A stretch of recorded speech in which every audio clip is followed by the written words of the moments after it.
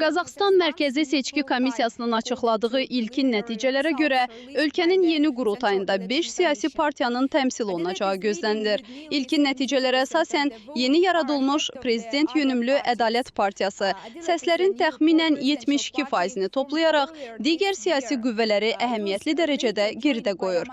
Partiya bu ilin əvvəlində yaradılıb və daha sonra Qazaxıstanın əvvəlki ən böyük siyasi qüvvəsi olan Amanat Partiyası ona qoşulub.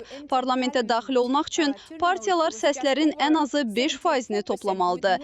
Seçici fəallığı 74%-dən bir qədər çox olub.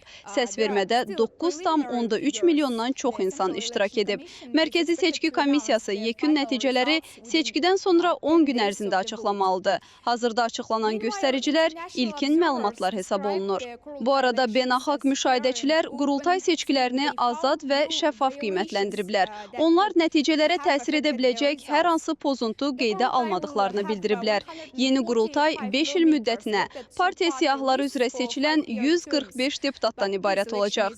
Lakin bu seçkilər yalnız yeni parlamentin formalaşdırılması ilə məhdudlaşmır. Qazaxıstan eyni zamanda siyasi sistemin strukturunu dəyişir. Əvvəllər mövcud olan 2 palatalı parlament tək palatalı qurultayla əvəzlənir. Yeni qanunverici orqanın əsas dövlət qərarlarında və hökumətin fəaliyyətinə nəzarətdə daha geniş səlahiyyətlərə malik olacağı gözlənilir.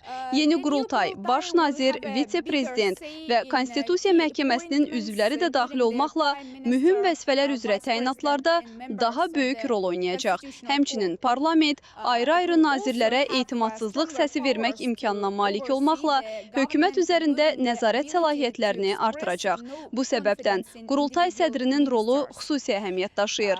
Çünki qanunvericilik hakimiyyəti bundan sonra vahid palatada cəmlənəcək. Qurultay fəaliyyətə başladıqdan sonra hazırki hökumət ilk iclasdan sonra 2 ay ərzində istefa verməlidir. Konstitusiyaya edilən dəyişikliklər çərçivəsində bərpa olunan vitse-prezident vəzifəsinə də parlamentin razılığı ilə prezident təyinat verməlidir.